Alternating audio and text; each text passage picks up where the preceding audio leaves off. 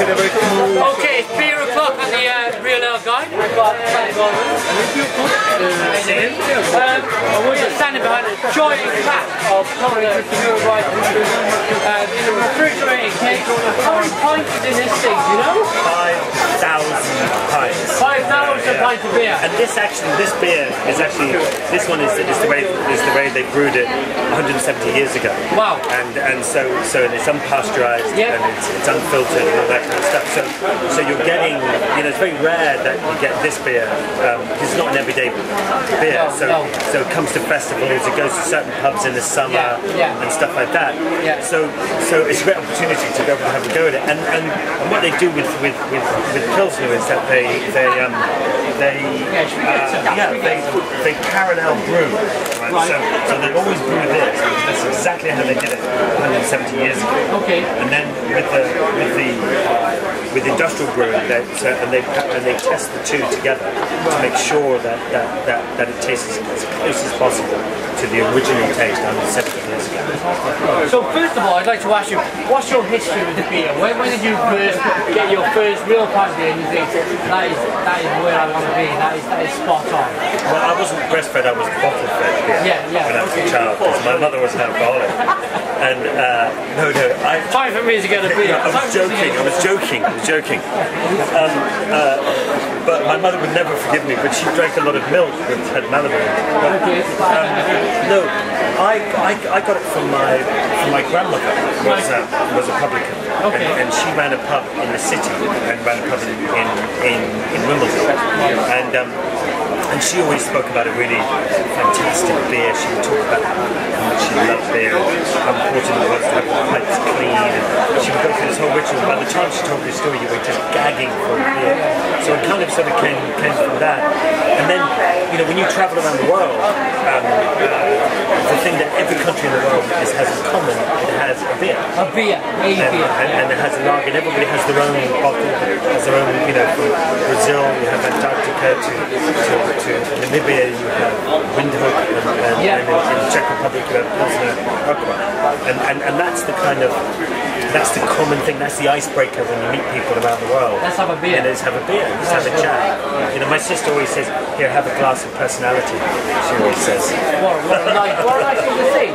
But how excited are you with the reintroduction or the new excitement with beer at the moment? It seems to be taking off with people all over the world. It's something which is just going to continue growing. Are you excited by it? Yeah, I am. I mean, but I think that whole beer thing has always been about, isn't it? When I was a kid, in school, we used to brew beer. I went to boarding school. We used to brew beer in our dorm. And in actual fact, one of the kids in the other house where he was sleeping when he was a kid, he did it. You know, you have to let the pressure off, and you have to let the steam off, and, you know, when you're home brew.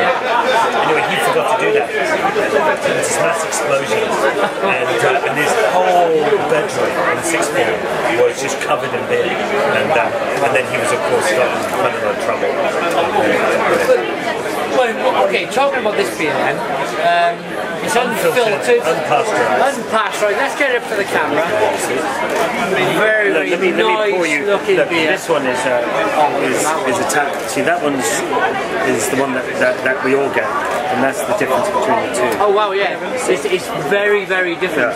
It's a very different beer. This one will be slightly fizzier and slightly more lagery taste, whereas this one will be slightly, it's filtered and not as fizzy, and it has a slightly sweeter taste. Should we get the nose? Should we get the nose on this beer then? And normally the head should be a little bit more like yours, and then you get the flavour from the head. So what are you getting from the nose, Charlie, if I can ask you? Beer. You know, like a spicy a beer? Yeah, but you get that kind of green kind of feeling that it's a new beer, fresh. And it's only a week or so old. It needs to be drunk sooner, because it'll go off otherwise. So, and they've made all this effort to bring it this far. Wow, that's fantastic. You know, should we dig in? So we'll dig in. Should we dig in? First of many, right?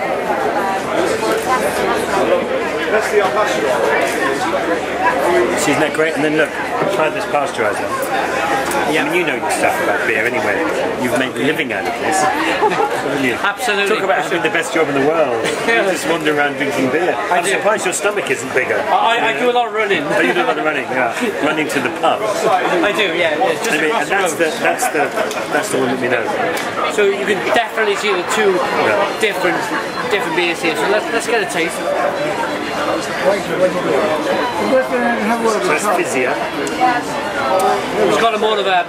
What I'm finding with that beer is it kind of the fizziness pushes the beer around your mouth, and it pushes it into your taste. Very technical. Whereas this, you have to work at it. This is how I prefer a beer.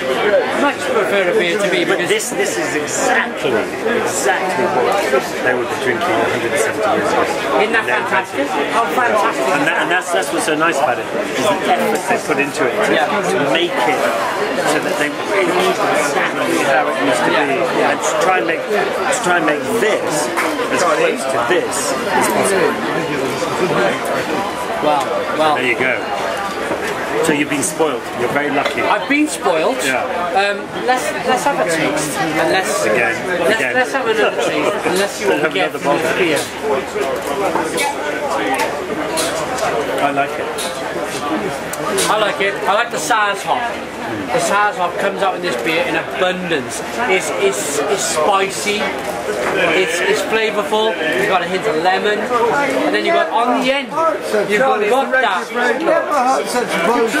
You've got that. Did you hear what he said? Did you hear that? He said, "This guy never hit so much bullshit in all your life." I heard that.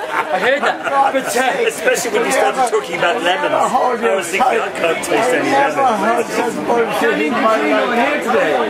How are you? I don't know where they are. But anyway, but it is nice, isn't it? It is very different. Lovely beer. I could drink easily on an evening, 5 or 6 of these with a meal. But thank you very much, Charlie, for joining me. Thank you for joining me. Good luck. Yeah, thanks for everybody for watching. And let's have a final taste. Cheers. Sláinte.